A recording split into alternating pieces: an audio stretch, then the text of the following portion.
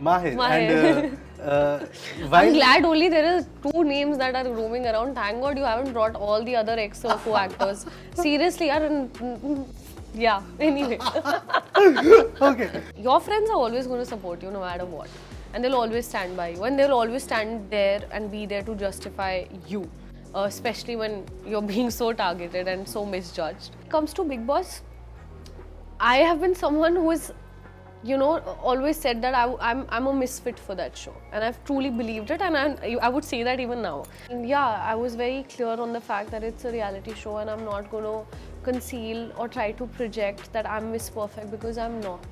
Shalin, he later apologized in a press con. Firstly, did you see that? No, maybe he is genuinely apologetic, or maybe he's not, doesn't matter.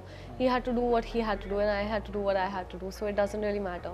He started, obviously, the poor thing, like, he started feeling so guilty. He was like, I didn't want people to go after you like that. Obviously, like, he loves me more than anything else. One more equation of yours that made headlines was your equation with Shiv. If people saw a certain, true, genuine friendship that they appreciate or they like or they love, that's actually very sweet. She barely tried to spend time with me. And it was day 2 of captaincy, and she was creating so much ruckus for me. The first poster, that I ever saw, I remember somewhere close to Bandra was me with a baby bump, and I'm like, damn! From being a beauty queen to being a queen of the Indian television, one label that has always followed Nimrit Kaur Ahluwalia is a queen, and she has proven it with her stint on Bigg Boss 16. Her journey might have ended a little short of the finale, but the love and appreciation she has received all this while has, I guess, made up for it. And today she joins me for an exclusive conversation only on Bollywood Bubble. So Nimrit, welcome to Bollywood Bubble. Firstly, I want to say thank you so much for being so flattering and calling me a queen. It's truly humbling. Also, too kind and too giving. But thank you. I truly appreciate that. Thank truly you. humbling because it's true. How sweet is that? That's Thank why. you. Thank you. But I have to start by asking, like, I'm a big pageant nerd. Really? Very, very big pageant nerd. I was fascinated by your journey because you started with pageants. Correct. So firstly, to kind of make the transition from pageants to acting, how did that happen for you? It was fun. It was a very fun experience. But like when it comes to acting, I've always been someone who always wanted to act. Ever since I think I was in kindergarten. There would be character dramatizations and there would be plays, and then I was also a lot into theatre, and I would perform at Kamani in Delhi or LTG auditoriums in Delhi, and we would do our plays. But I also obviously came from a family where the value of having a professional degree or being educated, well educated, is important and integral, and I'm glad it was like that for them, which is why, so post 12th grade, I either had the chance of going, so I actually was very inspired by Barkha. I remember Barkha Dutt was like my OG person, and I would be like, wow, like she's like this strong woman. And I was in 7th grade, and I would stand in front of the mirror, and I really wanted to become a journalist. And then life happened, other experiences happened, and I came across my father's friends who were lawyers, and certain things happened, and certain choices kept changing. But yeah, I always wanted to act, but that kind of took a little backseat when it came to the education part of it. And then, so post 12th grade, I could have been in DU and pursued theatre, or I could have gone and become a lawyer. And I just found law as a profession to be very empowering. There was that side of me and that stage of me where I felt like I really want to give back to the society. And when you're growing up and you're so passionate about so many things, and I used to be a debater, so there was a lot of that. So yeah, and then I went to law school, and then post my 4th year of college, that's when I bagged 2 jobs already, and I really slogged for 4 years, trying to, obviously, because again, first generation kid, trying to figure out that whole industry as well. So one always had to go an extra mile, and I did that. So post the 4th year, getting 2 jobs space, I think my parents realized that I had really kept my other passions and hobbies on a backseat. And 4G dad, I remember when I was born, and I was born tall, and thanks to him, he would always, tell in his 4G parties that, if my daughter takes my height, I will send her for Miss India, because this is the time of 94 and then 99, so one saw Sushmita, and then people saw Priyanka, and, all of these girls have actually come out, and there's an association. So it was in my 5th year that I finally, felt that, okay, this is something that I would never want to have a regret in my life, that why is it that that I'm not doing this. And they were very supportive, and they were also chill because I had 2 jobs, so they didn't have to stress about my studies anymore. So then I filled up the Miss India form, and then cut 2. Yay. But I relate to one point that you mentioned, that you had an option of either going to DU to pursue theatre or do the other thing. Because I also had that option, like I could go to DU to pursue dancing, or I could go and do engineering. Right. I chose the former. Yeah. That was a different thing. Yeah. But I completely relate to that choice. But jab Choti Sardani happened, it became a big show. Correct. It got a lot of success. That's and right right, after that, Yeah. you decided to Bigg Boss. Did you ever felt that maybe it was a little too early for you to take a part in a reality show, because you had a successful TV career already started? Correct. To go and choose Bigg Boss and kind of disrupt that, at least for 4 months. So, did you ever feel that maybe it was a decision taken too early? So, post Miss India, I was again in that spot, like I said, that I felt like life brought me at a point where I had the same choice that I could make again. So it was either go back to law, or at least try for once what you really want to do. So I remember before Choti, before I bagged Choti, I had to convince my dad mostly. My mom finally came on board. And they very specifically told me that I have 6 months. So if in 6 months I can crack something substantial, then I stay here. Otherwise, I go back to law. But that was the choice that I really wanted to make. And obviously people around me thought that I was crazy to do that, because you don't invest 5 years trying to build a life for yourself and then disrupt it on your own only by wanting to do something else.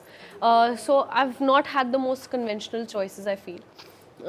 And with Choti also, there was a lot of hue and cry about, because the poster had a girl who was in her wedding attire but pregnant.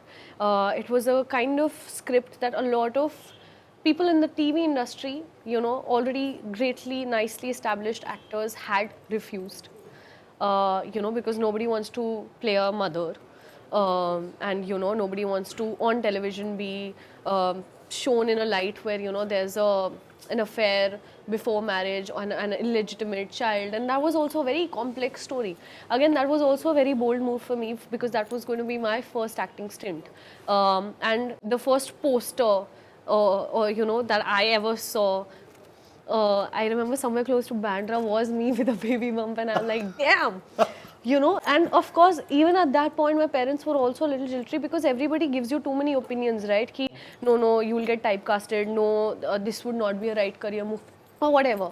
But I loved the story, and I never had a barrier of which medium to go for or not to go for. I just wanted to associate myself with a script that I believe in, so that I can perform and do justice and just be an actor and show the variation that I would love to show. So that again was a very unconventional step. Move. And when it comes to Bigg Boss, I have been someone who is, always said that I'm a misfit for that show, and I've truly believed it, and I would say that even now. I'm not someone who is a typical behavior person that you would expect in Bigg Boss. And I was very skeptical when the channel reached out to me for it, and for the longest time I was also like, going back and forth on it, because I was myself not convinced. But I also do believe that in life, certain opportunities, if they're knocking your door, they're knocking that door for a reason. And sometimes maybe we are not understanding at this given point of time what it's going to do for us, or how it's going to shape us. And maybe we don't, at that point, really, we are unable to identify what good it could do for us. But then I was like, let's just you know, if this opportunity is knocking my door again and again, and I do believe that opportunities don't knock your door twice, I have true faith in who I am as a person. So I was very sure of the fact that I'm not going to turn out to be someone who I'm not. As much as I was pushed in that direction or expected to move in that direction of being someone that I'm not or doing something just for those cameras, I didn't. And that's my biggest strength, because if I'm not like every other person out there, then that's my individuality and that's my strength. So I love being a misfit. And तब तक unconventional choices की आदत भी हो गई थी. Clearly, So, clearly. you had to do Yeah, it. yeah. But I think you are a misfit for the show. But your 4 months journey kind of rejects that idea. It kind of proves otherwise. But the moment you entered the show, you were made the captain. Yeah, like they were. I was told to do certain things, and I kept doing Yes. them, so I became one. Yeah. You became a captain, and so there's always a discussion that goes around outside, is that colors faces get a favoritism, and you were made the first captain. Did you ever thought this thought cross your mind कि मतलब maybe it might give fuel to that fire, that people might think No, I didn't because even think too much about it. I feel like I did not see previous seasons. I think the season that I'd seen was 10 years ago, and that was when I was in school.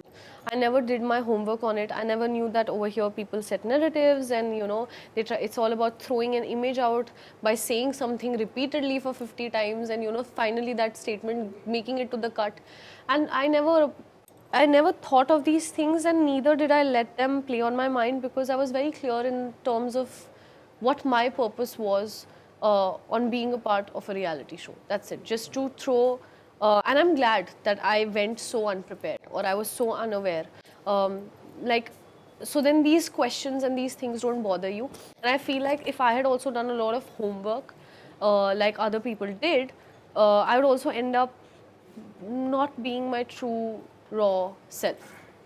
So no regrets. it was that way. Yeah. Yeah. But one thing that I would commend you for is that you were vulnerable on the show. Yeah. You showed the side that people might not be able to be as much open to showing on national television. You talked about your mental health. You kind of dealt with it while there were people who were mocking it. There were people who were judging you for it.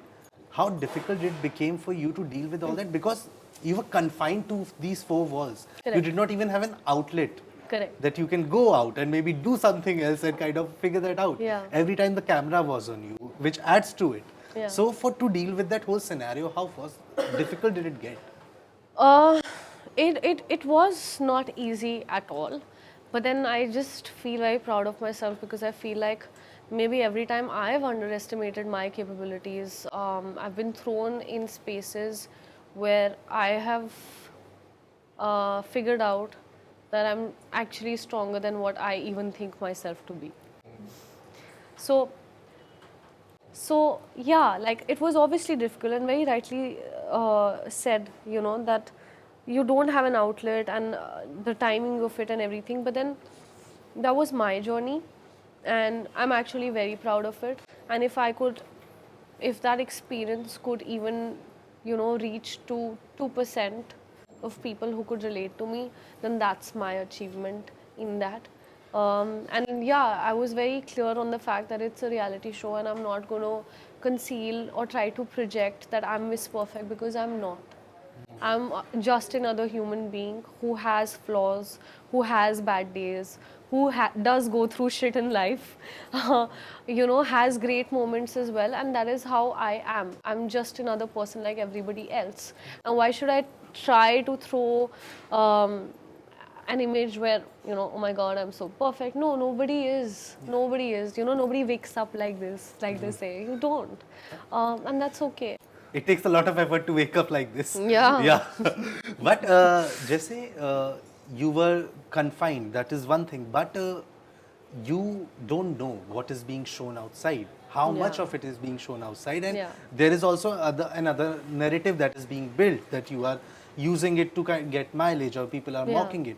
Did it ever add to that kind of stress or the anxiety that you were feeling? Because you never know what is going out and what people will perceive outside. I never cared to bother myself with that thought.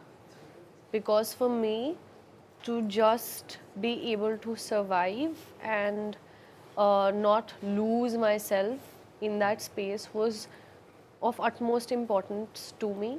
And if people don't have the sensitivity or the EQ or the intelligence or the awareness to understand the magnitude of it, then I feel that that should be motivation for people like us, like you and me and others, to have more of these conversations so that we do reach a point where people can understand this. True. Yeah. And the person who kind of mocked you, Shalin, he later apologized in a press con. Firstly, did you see that? No. But do you think it was out of a place of genuinity, or it was maybe out of place of the key? Now people are saying it must have come out wrong and maybe I should do it superficially. See, I haven't seen it, so I can't say, but I also do realize that in life, okay, we are all humans, we make mistakes. Maybe he is genuinely apologetic, or maybe he's not, doesn't matter. He had to do what he had to do, and I had to do what I had to do, so it doesn't really matter. What's done is done. I just feel like let bygones be bygones, and there's no point really clinging on to things, and it's also something that really doesn't matter to me. But he hasn't reached out to you after coming out of the house No, to no, clarify? no. No. We only met at Farah ma'am's party where everyone else was invited. But barring that, we haven't, like, I don't even have his number, and I'm sure he doesn't have mine. No. Okay. Yeah. The other day I was talking to Priyanka and she said that she was very happy when she was entering the house knowing that you were coming. Because she said she had met you on set before Yeah, and yeah. you were a known face. Yeah. But that equation kind of didn't work out that way in the house. I don't know why I don't end up believing that statement of hers, because she barely tried to even get in touch as in she barely tried to spend time with me. And you know, it was day 2 of captaincy and she was creating so much ruckus for me. And I was like, if you really do like me and if you associate with me, then you would actually support me in my captaincy rather than being on the other side, because 2 days is too short a time span to know anyone or judge anyone. But I didn't see that in actions. But if she says that, then okay, but I don't know. I didn't feel it at that point at least. But is she someone that you would like to maybe know a little bit better after coming out of the house? See, I've spent 4.5 months with everyone inside, and it's not just about her. I don't think that I have any sort of inclination in terms of knowing someone more, because I think we all know each other way more than you guys will ever know, you know, because you guys obviously just saw a few hours of it. We've stayed there and we know the smallest of things about each other. So there's no inclination on that sorts. But when it comes to maintaining my friendships, then it's only going to be with the people that I genuinely connected with inside, and those are the only friendships that I would love to carry forward outside. Not that there is any animosity with anyone else, but I just feel like everybody is so busy in their own life. So if I have to take out precious time of mine, I'd much rather dedicate it to the people that I've genuinely connected with, and the people who have been there for me as well. Yeah. And when your father entered the house and the interaction you had with him, it got a lot of flack for you, and you kind of came out and clarified it that what was your stance. But your father isn't from this industry. Yeah. He had to also see that, and he had to see it while you were inside. Yeah. And you did not have any idea what's going on outside and how to kind of clarify it.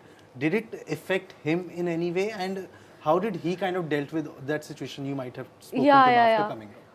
You know, he started, obviously, the poor thing, like, he started feeling so guilty. He was like, I didn't want people to go after you like that. Obviously, like, he loves me more than anything else. So obviously, he started feeling really, and not just at that moment, but so many times. I think as nobody gives enough credit to their parents, I feel for more than the contestants inside that house, it's a very taxing place to be in for all the families, because they are going through, like, their child is their child, right? And everybody loves their child the most, and no child is perfect, but you still love them and you always stand by them no matter what.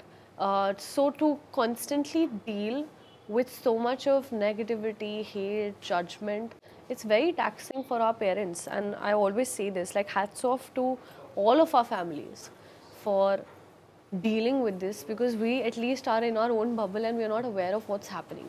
And that's a blessing, truly a blessing. So he was feeling a little guilty and he was like, why are they misunderstanding her? And he felt that, you know, he's overly protective and he was just like, why is this happening? So he was affected, but today it's a fun thing because he and I, we can sit and talk about it and we can actually have a good laugh on that incident because that's the conversation that created so many debates on parenting too. So yeah, it's fun now. It's all in good space now. But I completely agree with what you said. It's more difficult for the family. It is. Because when you are inside, you don't know what's happening. Yeah. Around. So you can still have a blind perspective to Correct. that. You can continue. Your families have to deal with it. Yes. Because And nobody they- talks about it, nobody gives them enough credit. True. And also, when you explained the situation in an earlier interview, I loved when you said कि अब मैं अपने पापा से ऐसे बात नहीं करूँगी तो किससे करूँगी? Yeah, it is true. It is true. If you can't be like that with your family, Yeah, then Who do you- who else should I go to? yeah. And also, one more equation of yours that made headlines was your equation with Shiv. Yeah. And a lot of that was romantic linking that was done. The other day when I was talking to him, he said कि मैंने निमृत को आके पूछा कुछ है क्या हमारे बीच. Maybe In a also fun way. Yeah. In a fun way, he Yeah. said that. So have you had that conversation with him? Yeah, And you laughed about it? yeah, we have laughed about it. That's true, because obviously we were unaware of it, you know. And I was like, what? But it's actually cute in the sense it's very cute that people are pouring in so much love, and the beauty of it, I think, is that if people saw a certain, you know, true, genuine friendship that they appreciate or they like or they love, that's actually very sweet. So, you know, but yeah, we would actually laugh because I was like, hey, Shiv. Like, we would pull each other's leg, you know that. Yeah, we mess around with each other a Yeah, lot. मंडली से आगे लोगों ने सोच लिया था तुमने. But the other person who was getting linked to you was outside. Yeah. Mahir. Mahir. And I'm while glad only there are two names that are roaming around. Thank God you haven't brought all the other co-actors. Seriously, yeah, anyway. okay, but after coming out, have you had a conversation with Mahir about what has happened, how people perceived it? Yeah, and the of course, role? I met him. So, And we conversed for sure. And obviously, like, everybody has a different perspective. And, but I think all in all, see, your friends are always going to support you no matter what. And they'll always stand by you. And they'll always stand there and be there to justify you. Especially when you're being so targeted and so misjudged. So yeah, but we did like catch up on it and, you know, what did you think, so that gossip session also would happen.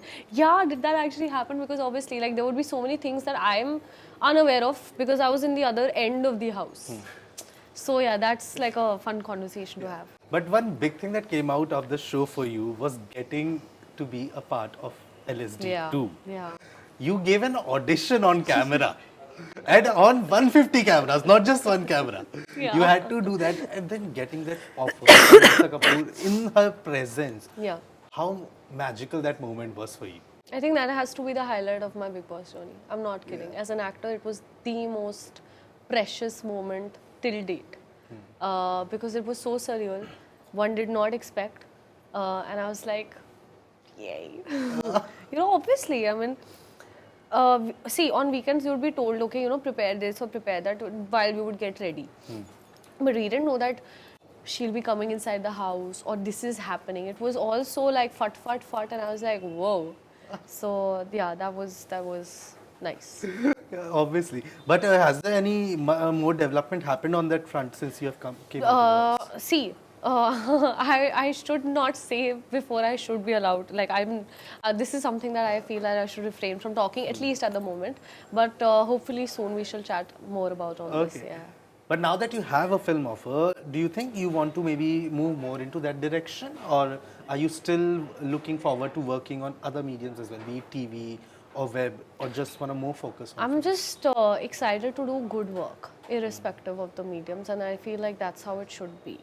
You know, because if you want to grow as an actor, I'd be happy to be on an OTT or a film or television also for that matter. It's just about being able to do good work and being able to do something which is different from what I've already done and just to keep growing. I think that needs to keep going. And I'm sure your audience and your fans would love to see you in each and every form, in each and every medium that you do. Yeah. And in these 4.5 months, you have given them a lot that they want more now. And I'm sure that's going to happen very soon. Thank you so much for paving that kind of a path that will inspire a lot of people to follow later on. You have been an amazing person. I had a great time conversing with you, and thank you for giving me this opportunity. Hope you had a good time as well. Thank you for actually having me. It's genuinely a pleasure. And honestly, thank you so much for all the kind words. You didn't have to, but you did, so thank you. I'll again say it was truly humbling because it was true. Thank you But so thank much. you so much. It's been a great time chatting with you. Thank you. So much. Hi everyone, this is Nimrit Kaur Ahluwalia and you're watching me on Bollywood Bubble. Like, share and subscribe.